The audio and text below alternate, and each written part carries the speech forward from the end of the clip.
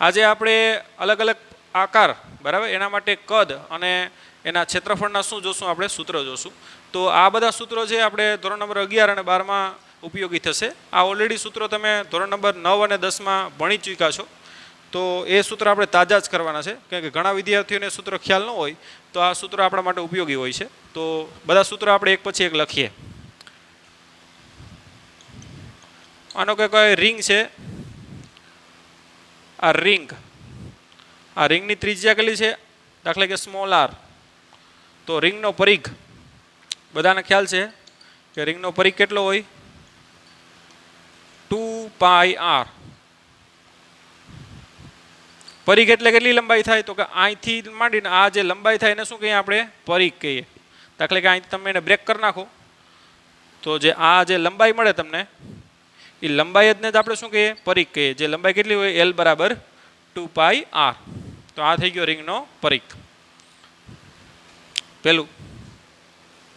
બીજું, વર્તુળનું ક્ષેત્રફળ. માનો કે આ કોઈ વર્તુળ છે અથવા તો કોઈ ડીશ બરાબર જેની ત્રિજ્યા કેટલી છે? r છે. આને આપણે વર્તુળાકાર તકતી પણ બોલીએ અથવા તો શું બોલાય? ડીશ. તો વર્તુળાકાર તકતી અથવા તો ડીશ જેની ત્રિજ્યા કેટલી છે? કેપિટલ R અથવા તો સ્મોલ r જે પણ કહો એ. તો એનું ક્ષેત્રફળ કેટલું થાય? ક્ષેત્રફળ એટલે આ દાખલા કે તકતીને તમારે ઢાંકવી હોય એક સાઈડ તો કેટલું તમારે એ કાપડ અથવા તો કોઈ કાગળ લેવું પડે જેને જ આપણે શું કહીએ? ક્ષેત્રફળ. ક્ષેત્રફળનો સિમ્બોલ એ રાખીએ કેમ કે ક્ષેત્રફળને ઇંગ્લિશમાં આપણે એરિયા બોલીએ. તો વર્તુળનું ક્ષેત્રફળ અથવા તો વર્તુળાકાર તકતી અથવા તો ડીશનું ક્ષેત્રફળ જે તમારી થાળી છે ને એક પ્રકારની શું કહેવાય? તકતી જ કહેવાય એને. તો એનું ક્ષેત્રફળ કેટલું થાય? A બરાબર πr². જ્યાં પાય એટલે ખબર છે આપણે 3.14 અને r એટલે શું છે? એ તકતીની ત્રિજ્યા. તો આ થઈ ગયું વર્તુળાકાર તકતી અથવા તો ડીશનું ક્ષેત્રફળ. આગળ અલગ અલગ આકાર લખતા જઈએ અને એના સૂત્રો લખતા જઈએ આપણે.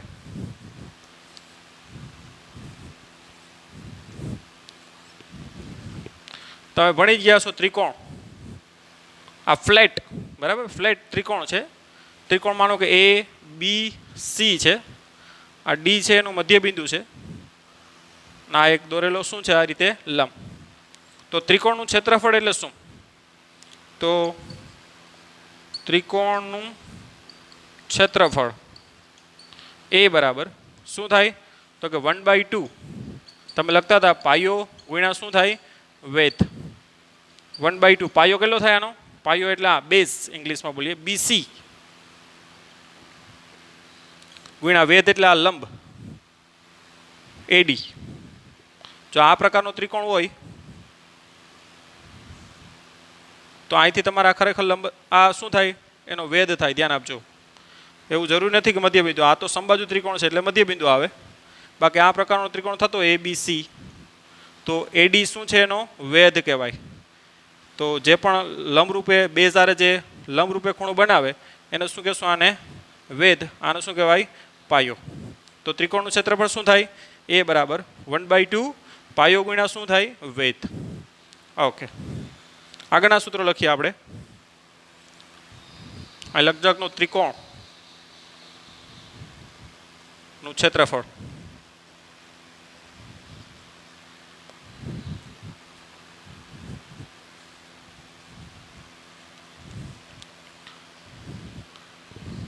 ચોરસનું ક્ષેત્રફળ.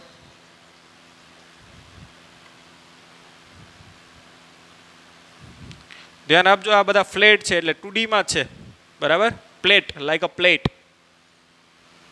આ 3D માં નથી. ધ્યાન આપજો 2D માં જ છે બરાબર. આ ચોરસ છે. ચોરસની લંબાઈ કેટલી છે? L. ચોરસ એટલે શું કહેવાય? તો કે જેની બધી બાજુની લંબાઈ સરખી હોય એને શું કહીએ આપણે? ચોરસ. જેને ઇંગ્લિશમાં શું કહીએ આપણે? સ્ક્વેર. એનું ક્ષેત્રફળ શું થાય? તો કે લંબાઈ ગુણ્યા આ લંબાઈ એટલે શું થાય? લંબાઈનો વર્ગ.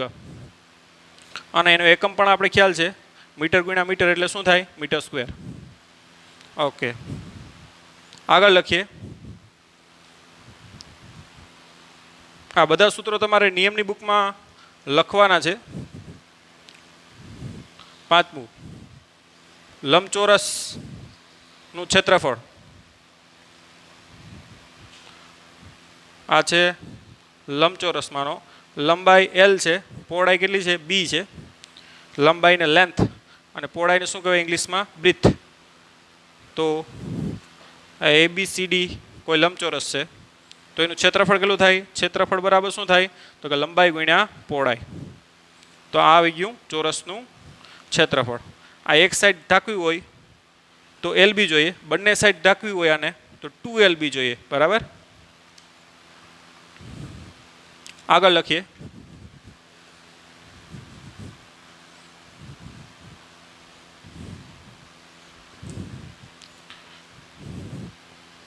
એના પછી લખીએ છઠ્ઠું સમઘન, એટલે 3D માં આવશે. હવે ધ્યાન આપજો, જે તમારો રૂમ છે દાખલા કે ચોરસ હોય, બધી બાજુની લંબાઈ સરખી હોય ને તો આપણા રૂમને કેવું કહી શકો? સમઘન કહી શકો. તો સમઘનમાં બધી બાજુની લંબાઈ સરખી હોય. ધ્યાન આપજો, જેને ઇંગ્લિશમાં આપણે ક્યુબ કહીએ. આ થઈ ગયો સમઘન. સમઘનની લંબાઈ કેટલી છે? L. તો સમઘન હવે 3D માં છે એટલે સમઘનનું ક્ષેત્રફળ લખીએ, પછી એનું કદનું સૂત્ર પણ લખશું. ક્ષેત્રફળ અને કદ, કેમ કે એને કદ પણ હશે. આગળના બધા આકાર જોયા એ ફ્લેટ એટલે કે 2D માં હતા. હવે આ 3D માં છે એટલે એને ક્ષેત્રફળ પણ હશે અને એને કદ પણ હશે. તો સમઘન એટલે બધી બાજુની લંબાઈ કેવી હોય? સરખી હોય. ધ્યાન આપજો, આ બધી બાજુની લંબાઈ કેવી હોય? સરખી. તો સમઘનનું સૂત્ર શું થાય? ક્ષેત્રફળ.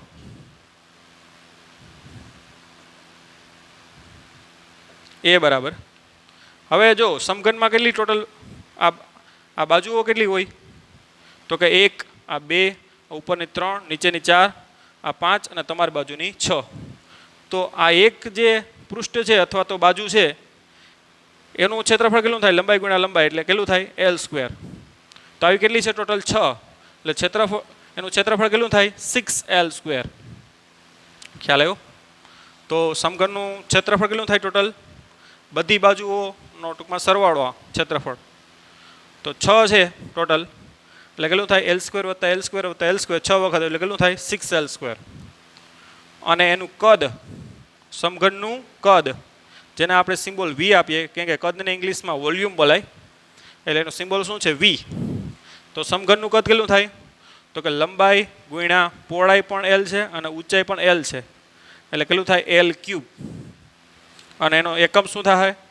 તો કે મીટર ક્યુબ. બરાબર. તો આ થઈ ગયું સમઘનનું ક્ષેત્રફળ અને કદ. હવે લંબઘન જોઈએ આપણે.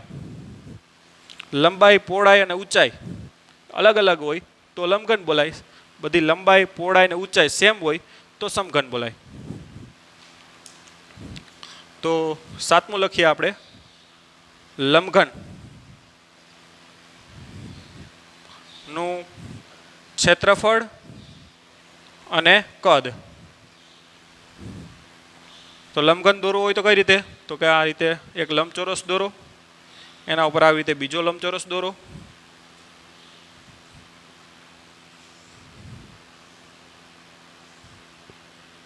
ઓકે, આ થઈ ગયો લંબઘન. દાખલા કે લંબાઈ L છે, પહોળાઈ આ B છે અને ઊંચાઈ કેટલી છે? H. તો લંબઘનનું સૂત્ર ધ્યાન આપજો, એનું ક્ષેત્રફળ કેટલું થાય? ક્ષેત્રફળ A બરાબર. જો આ કેટલી વખત છે? આ 2 સામસામેની સરખી હોય, આનું ક્ષેત્રફળ કેટલું થાય? BH. આનું કેટલું થાય? BH. એટલે 2 વખત શું થાય? BH. આનું ક્ષેત્રફળ કેટલું થાય? બોલો જે? LB. અને આનું પણ કેટલું થાય? LB.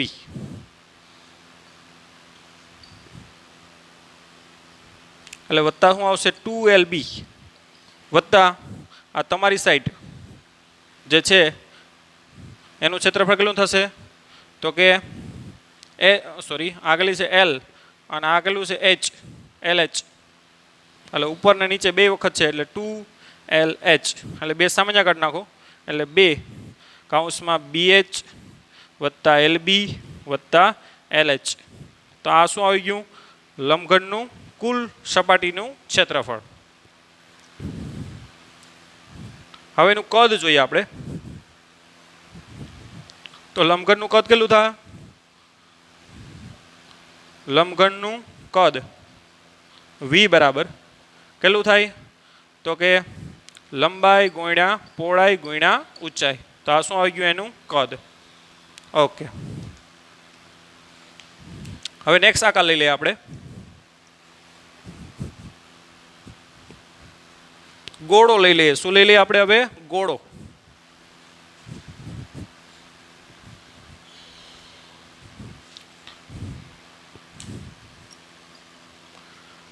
ગોળાની કેવી સપાટી હોય? તો કે વક્ર સપાટી હોય. એટલે આપણે એમ બોલીએ વક્ર એટલે કૌડ. બરાબર. ગોળાની વક્ર સપાટીનું ક્ષેત્રફળ અને એ 3D માં હોય છે, લાઈક અ વોલીબોલ, માટે એને કદ પણ હોય. તો એનું કદ લખીએ. તો ગોળાની વક્ર સપાટીનું ક્ષેત્રફળ અને કદ. તો આ ગોળો છે, ધ્યાન આપજો. ગોળાની ત્રિજ્યા માનો કે કેપિટલ R છે. તો ગોળાનું ક્ષેત્રફળ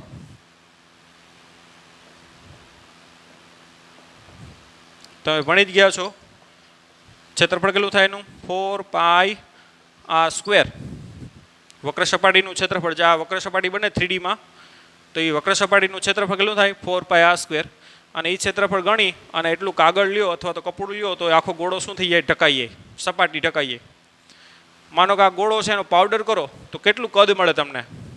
અથવા તો એમાં કેટલું પાણી ભરી શકો? ખ્યાલ આવ્યો? એનું શું કહેવાય? કદ કહેવાય. તો ગોળાનું કદ આપણે સિમ્બોલ વોલ્યુમ વાપરીએ, કદ v બરાબર કેટલું થાય? ગોળાનું કદ આપણે ખ્યાલ જ છે, 4/3πr³.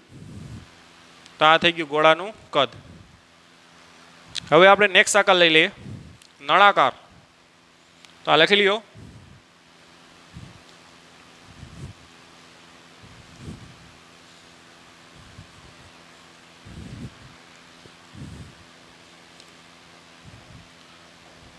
નળાકારનું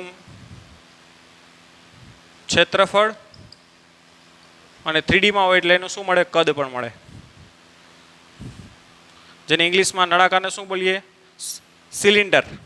ગોળાને શું બોલીએ? સ્ફિયર. નળાકારને શું બોલાય? સિલિન્ડર.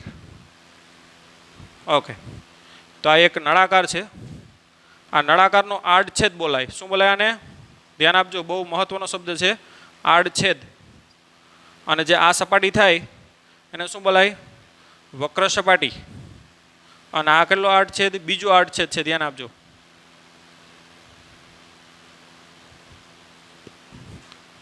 માનો કે નળાકારની ત્રિજ્યા કેટલી છે? R છે. આ નળાકારની અક્ષ બોલાય. બરાબર. નળાકારના જે કેન્દ્રમાંથી પસાર થતી જે અક્ષ છે, લંબાઈને સમાંતર.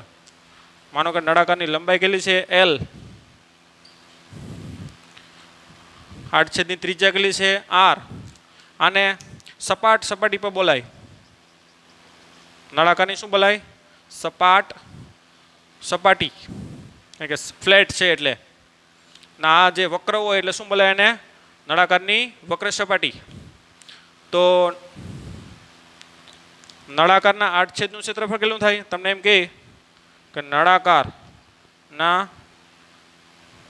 આડછેદનું ક્ષેત્રફળ, ધ્યાન આપજો, કેટલું થાય? તો આ તો વર્તુળ જ છે, કેટલું થાય? πr². કેપિટલ R છે એટલે કેપિટલ R. આનું પણ કેટલું થાય? πr². અને આનું પણ કેટલું થાય? πr². એટલે કુલ આડછેદનું કહી તો 2πr² આવશે. બરાબર. ઓકે, નળાકારની વક્ર સપાટીનું ક્ષેત્રફળ, ધ્યાન આપજો. વક્ર સપાટી એટલે કઈ થાય? તો કે જે આ છે એ આ રીતે બને ને આમ ગોળ. આ જે વક્ર સપાટી છે એનું ક્ષેત્રફળ કેટલું થાય? તો કે 2πrl. કેટલું થાય? 2πr. R એટલે શું છે? આડછેદની ત્રિજ્યા. અને L એટલે શું છે? એની લંબાઈ. નળાકાર ઊભો હોય તો h આવશે, ઊંચાઈ. નળાકાર રીતે હોય તો ક્યારેક આપણે h સિમ્બોલ વાપરીએ, નળાકારની ઊંચાઈ. તો L ની જગ્યાએ શું આવે? h આવે. અહીંયા નળાકાર આડો છે એટલે 2πrl વાપરી શકો.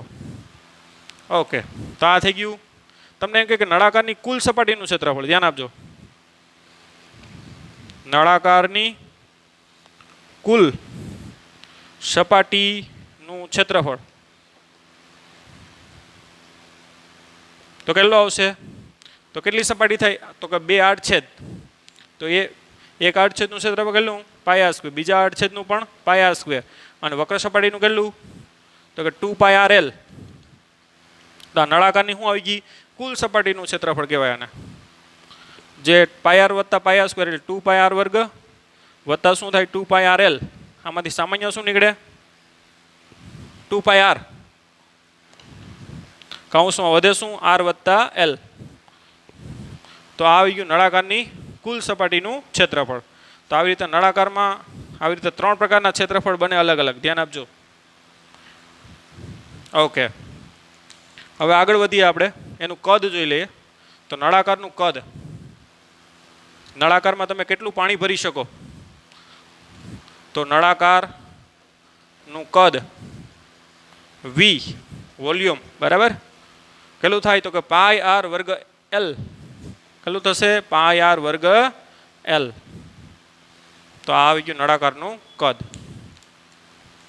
તો નળાકાર પણ આપણે મોટાભાગે ઘણા બધા થિયરીઓમાં નળાકારના સૂત્રોના અંતે બધી વસ્તુ આવશે.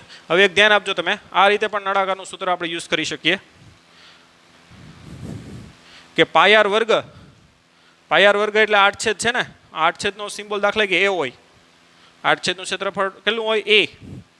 તો પાઈ આર વર્ગ બરાબર શું લખાય? એ. તો આ જે પાઈ આર વર્ગ છે એને કેટલું લખાય? એ એલ. એટલે નળાકારનું કદ આ રીતે પણ લખી શકાય, જ્યાં એ એટલે શું છે?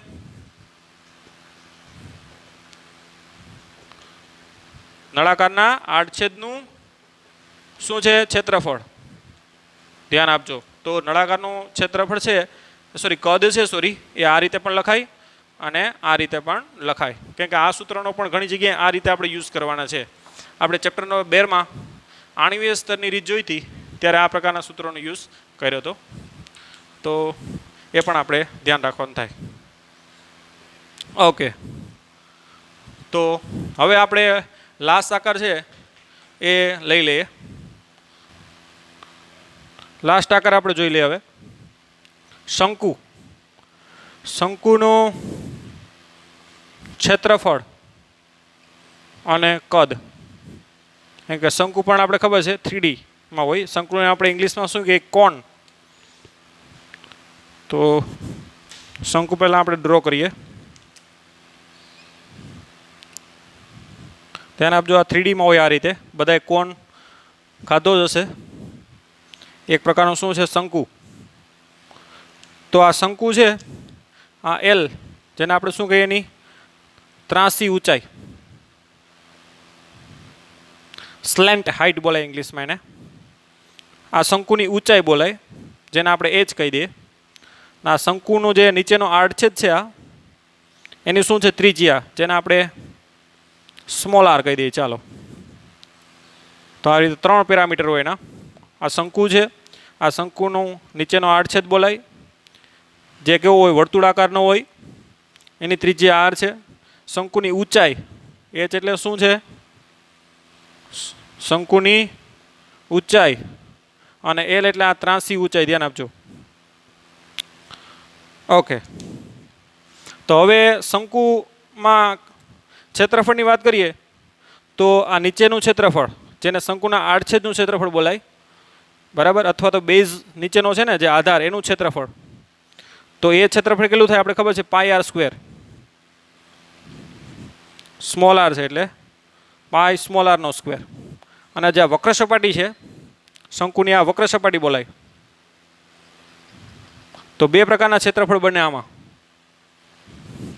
એક તો લખશું શંકુના આડછેદ અથવા તો સપાટ ભાગ છે ને નીચેનો, નું ક્ષેત્રફળ એ બરાબર કેટલું થાય? આપણે ખબર છે વર્તુળ છે એટલે કેટલું થાય? પાઈ આર સ્ક્વેર. અને બીજું આ જે ભાગ હોય આખો 3D માં બને આ રીતે, એ કેવો હોય? વક્ર હોય, એટલે શંકુની વક્ર સપાટીનું ક્ષેત્રફળ.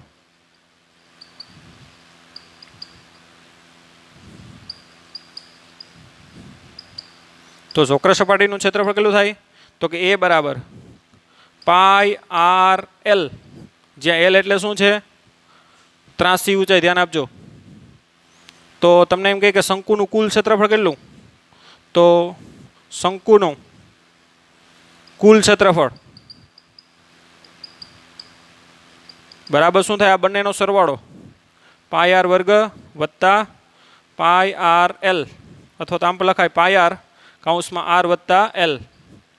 અને જ્યાં એલ એટલે ના આપી હોય તો આ કાટકોણ ત્રિકોણ બને.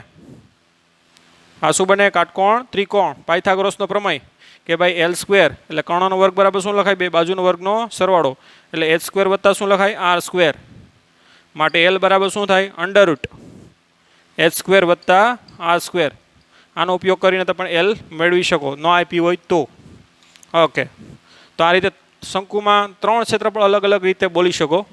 તમને કહે કે શંકુનો આડછેદ અથવા તો નીચે સપાટ ભાગ છે ને વર્તુળાકાર, એનું ક્ષેત્રફળ ખબર છે? પાઈ આર સ્ક્વેર. વક્ર સપાટી છે એનું પાઈ આર એલ, અને કુલ ક્ષેત્રફળ એટલે આ બેનો સરવાળો. હવે શંકુનું કદ જોઈ લઈએ. તો અહીંયા લખી નાખું શંકુનું કદ. તો શંકુનું કદ એટલે વોલ્યુમ એ કેટલું થાય? તો કે 1/3 પાઈ આર વર્ગ એચ. શંકુનું કદ કેટલું થાય? તો કે 1/3 પાઈ આર વર્ગ એચ. એચ એટલે શું છે? શંકુની ઊંચાઈ. ધ્યાન આપજો. આ તો આ રીતે શંકુના ક્ષેત્રફળ અને કદના સૂત્ર લખી શકો. તો આ બધા સૂત્રો છે એ આપણા માટે ભૌતિક વિજ્ઞાનમાં કામના છે, તો વ્યવસ્થિત રીતે લખવાના છે આપણે. હવે થોડાક બીજા ભૌમિતિના થોડાક નિયમો જોઈ લે. તો લખી લ્યો. ઓકે, તો આગળ આપણે બધા અલગ અલગ આકારના સૂત્રો જોયા. હવે આપણે આ બધા સૂત્રો તમે ઓલરેડી બરાબર ધોરણ નંબર 8, 9 અને 10માં ભણી ચૂક્યા છો. અને આજના લેક્ચરમાં આપણે બીજું કંઈ ભણવાનું નથી. જે તમે ઓલરેડી 8માં, 9માં, 10માં ભણી ગયા છો એ જ આપણે રિવાઈવ કરીએ છીએ, જે ફિઝિક્સમાં ઉપયોગી થતું હોય. બાકી ફિઝિક્સમાં વધારાનું ગણિત કંઈ ઉપયોગી થતું નથી. ઘણા બધા ટેન્શનમાં આવી ગયા છે કે સાહેબ આ બધા સૂત્રો છે એ ગણિતમાં તો અમારે આવતા, પણ અમને ગણિત ફાવતું નથી. પણ એટલું બધી તમારે ટેન્શન લેવાની કોઈ જરૂર નથી, કારણ કે કાંઈ આપણે ગણિત ભણવા બેઠા નથી. પણ જે ગણિતના સૂત્રો ઉપયોગ થાય છે એ આપણે ફિઝિક્સમાં જે ઉપયોગ થાય એને આપણે ભણવા પડે. તો આ બધી વસ્તુ લિમિટેડ હોય છે, એટલી બધી વધારે પણ નથી હોતી કે તમારે ટેન્શન લેવું જોઈએ. તો જે પણ નિયમ ઉપયોગ થાય તમને લખાવી દઈએ એટલે કોઈ પ્રોબ્લેમ થાય નહીં. તો ભૂમિતિના નિયમો અને માહિતી જે આપી દઈએ આપણે. તો ધોરણ નંબર 8, 9, 10માં તમે ભણી જ ગયા છો. તમે ભણી ગયા સમરૂપ ત્રિકોણ.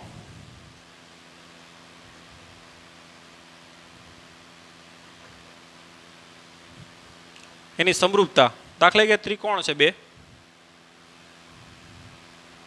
પી, ક્યુ અને આર. અને ત્રિકોણ માનો કે કોઈ છે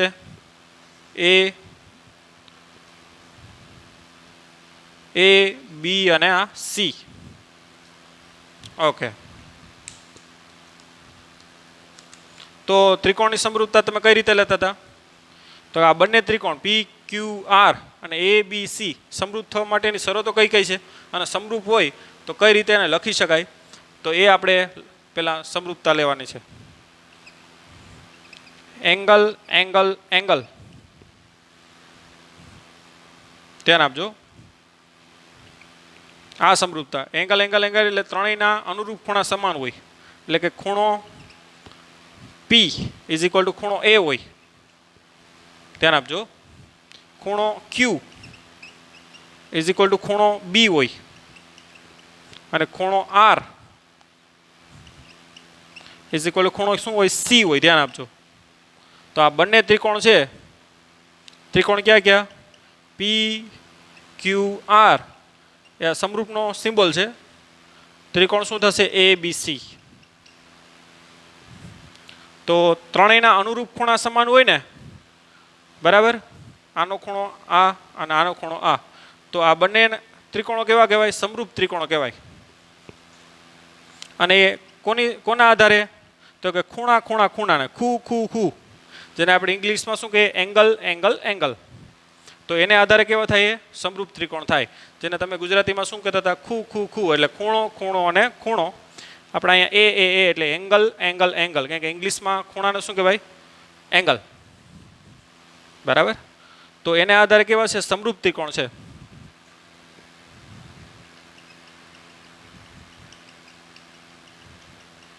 અને જો સમરૂપ ત્રિકોણ હોય તો કઈ રીતે લખાય? તો આ રીતે લખી શકો કે અનુરૂપ બાજુ PQ ના છેદમાં શું લખાય? AB આનો ગુણોત્તર બરાબર શું લખાય? QR ના છેદમાં BC બરાબર શું લખાય?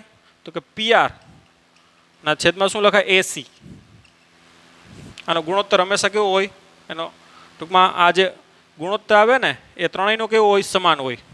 ટૂંકમાં આ બાજુ ભાગ્યા આ બાજુ બરાબર આ બાજુ ભાગ્યા આ બાજુ, આપણે આ લખીએ આ બાજુ ભાગ્યા આ બાજુ, આ બાજુ ભાગ્યા આ બાજુ અને આ બાજુ ભાગ્યા આ બાજુ બરાબર. ત્રણેયનો ગુણોત્તર હંમેશા કેવો હોય? સમાન હોય. તો સમરૂપ ત્રિકોણ આ રીતે પણ બની શકે. તમે ત્રણ શરતો દીધી, ખૂણો ખૂ ખૂ ખૂ, પછી ખૂ બા ખૂ અને ખૂ બાખું બા બરાબર. આ રીતે પણ સમરૂપ બની શકે બરાબર. એક ઉદાહરણ આપી દીધું, બાકી તમે લખી શકો ચાલે. ત્રણેયના ખૂણા સરખા હોય તો પણ સમરૂપ થાય. ખૂ બા ખૂ એટલે કે બે ખૂણા અને એક બાજુ સમાન હોય તો પણ સમરૂપ થાય. બા ખૂ બા એટલે બે બાજુ સરખી હોય તો પણ સમરૂપ થાય. અને બા બા બા એટલે ત્રણેયની બાજુ જો સરખી હોય તો સમરૂપ થવાના જ છે. તો આ રીતે આ ચાર અલગ અલગ શરતો છે એના આધારે ત્રિકોણ કેવા થઈ શકે? સમરૂપ ત્રિકોણ થઈ શકે. અને સમરૂપ ત્રિકોણ હોય તો આ રીતે એનો ગુણોત્તર તમે લખી શકો બરાબર. તો આ છે એ આપણે ધોરણ નંબર 12માં આનો ઉપયોગ કરવાના છે. પણ બધા સૂત્રો અત્યારથી તમે નિયમમાં ઉતારેલા હોય તો જ્યારે પણ એનો ઉપયોગ કરવાનો થાય ત્યારે આરામથી એનો ઉપયોગ કરી શકો.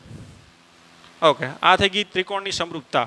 અને સમરૂપ ત્રિકોણ હોય તો આ રીતે તમે લખી શકો. ઓકે, હવે નેક્સ્ટ જોઈએ આપણે.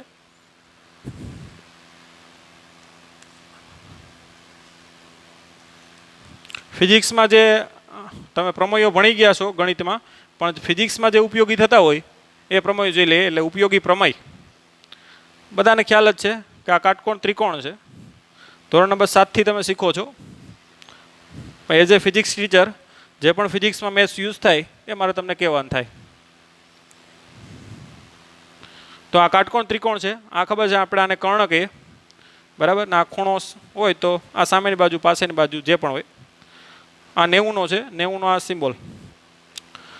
તો આપણે ખ્યાલ છે પાયથાગોરસનો પ્રમેય.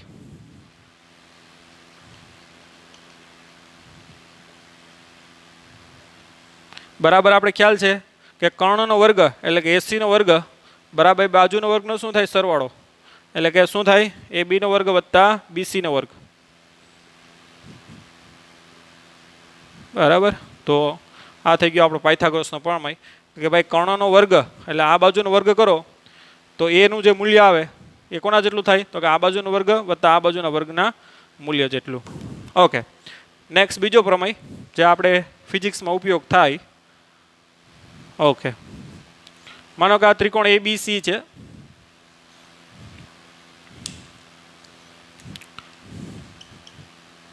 જો AB બાજુ AB છે ને, AB બરાબર શું હોય? AC હોય. જો આ બંને બાજુ કેવી હોય? એની લંબાઈ સરખી હોય તો હંમેશા આ ખૂણા પણ કેવો હોય? સરખા હોય. તો આનો સિમ્બોલ તો બરાબર. તો ખૂણો B બરાબર હંમેશા શું થાય? ખૂણો C. એટલે આ બંને પણ ખૂણા કેટલા હોય? સેમ હોય. તો જો આ બે બાજુ સરખી હોય તો આ બંને ખૂણા પણ કેવા હોય? સરખા. અથવા તો ઉલટું કહી શકો, જો કે બે ખૂણા સરખા હોય તો હંમેશા બે બાજુ પણ કેવી હોય? સરખી. ઓકે, તો આ બંને પ્રમેયો છે એ લખી લ્યો.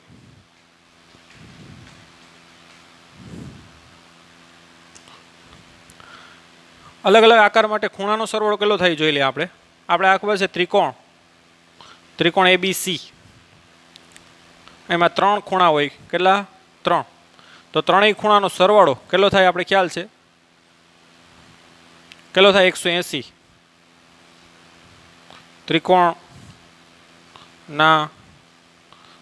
ત્રણેય ખૂણાનો સરવાળો કેટલો થાય? તો કે 180. ઓકે, એવી રીતે દાખલા કે ચોરસમાં કેટલા ખૂણા હોય? 4. ચારેય ખૂણા કેટલા કેટલાના હોય? 90 ના 90 ના. ચોરસ હોય તો. લંબચોરસ એમાં પણ ચારેય ખૂણા કેટલો થાય? 90.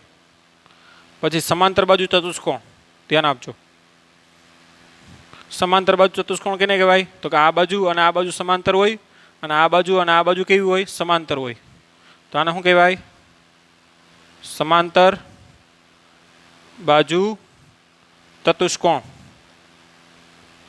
આને શું કહેવાય? ચોરસ.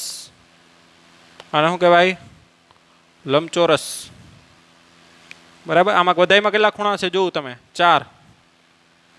તો આ બધા માટે ટૂંકમાં આપેલ ચોરસ હોય, લંબચોરસ હોય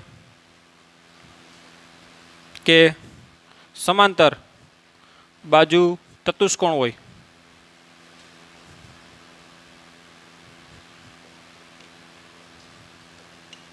ના કુલ ખૂણાનો સરવાળો કેટલો થાય?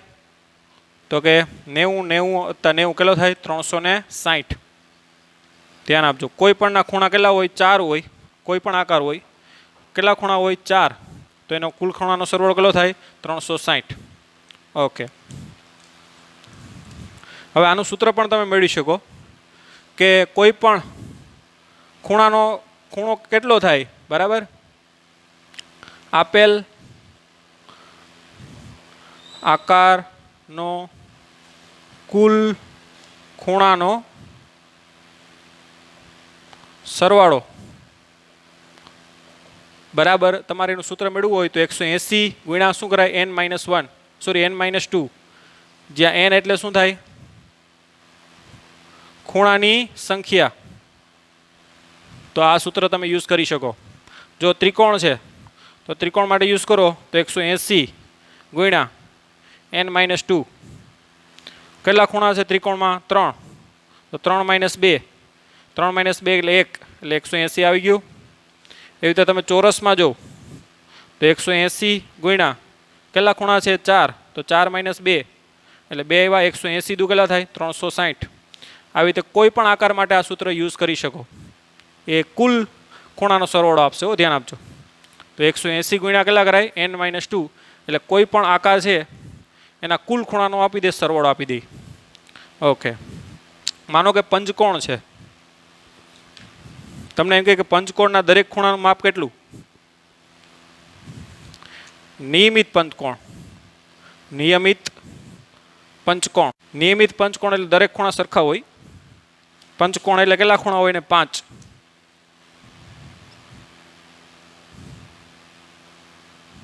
આ થઈ ગયો પંચકોણ.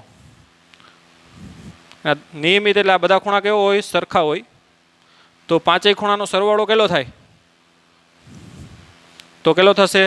તો કે 180 ગુણ્યા n-2 એટલે 180 ગુણ્યા n એટલે 5 - 2 એટલે 3 એટલે કેટલો થાય? 540. તો 540 ભાગ્યા 5 કરો તો કેટલા થાય? 108. એટલે દરેક ખૂણા કેટલાના હોય? 108 ના હોય નિયમિત પંચકોણમાં. બરાબર. ને આ રીતે મેળવી શકાય. ભાગ્યા 5 કરી નાખો એટલે કેટલા થશે? 108. એવી રીતે નિયમિત ષટકોણ હોય. ધ્યાન આપજો.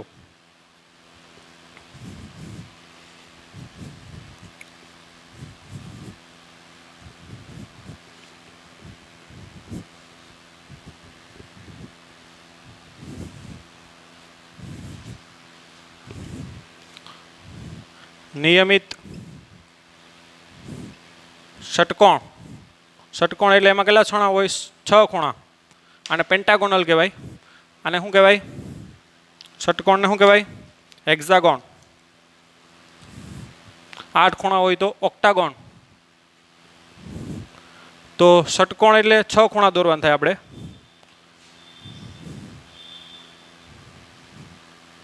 ઓકે. 1 આ 2 3 4 5 અને 6. તો કુલ ખૂણાનો સરવાળો કેટલો થાય? સૂત્ર આપણે ખ્યાલ છે. કેટલું થાય? 180 ગુણ્યા n એટલે 6 છે. 6 - 2 એટલે 180 ગુણ્યા 4 18 ચોક 72 એટલે 720 થાય. કુલ ખૂણાનો સરવાળો કેટલો થાય? 720. તો દરેક ખૂણા કેટલા હોય? 720 ભાગ્યા 6 તો 12 છક 72 એટલે કેટલા થાય? 120 ના ભાગ્યા 6 કરાવો તો ષટકોણના દરેક ખૂણાનો સરવાળો કેવો હોય? 120. પણ કેવો ષટકોણ હોવો જોઈએ? નિયમિત હોવો જોઈએ. બરાબર, આમ હોય તો ના હાલે. આ પણ ષટકોણ જ છે પણ નિયમિત નથી, કારણ કે દરેક બાજુ સરખી ન હોય. આમાં નિયમિતમાં દરેક બાજુની લંબાઈ પણ સરખી હોય. ધ્યાન આપજો, બધા ખૂણા પણ સરખા હોય અને બાજુ પણ કેવી હોય? સરખી. આમાં પણ એ જ રીતે નિયમિત હોય તો બધી બાજુ અને ખૂણા કેવો હોય? સરખા. જેવી રીતે આપણે ત્રિકોણમાં તમને ખ્યાલ છે ને, સમબાજુ ત્રિકોણ. સમબાજુ ત્રિકોણમાં શું હોય? બધી બાજુ કેવી હોય? સરખી. એલ એલ અને એલ, અને બધા ખૂણા પણ કેવો હોય? સરખા. 60 60 અને 60. તો આને શું કહીએ આપણે? સમબાજુ ત્રિકોણ. ધ્યાન આપજો. તો આ બધી માહિતી આપણે ઓલરેડી ખબર જ છે, પણ તાજી કરી લઈએ બધી વસ્તુ. હવે આપણે લાસ્ટ વસ્તુ જોઈ લઈએ. આપણે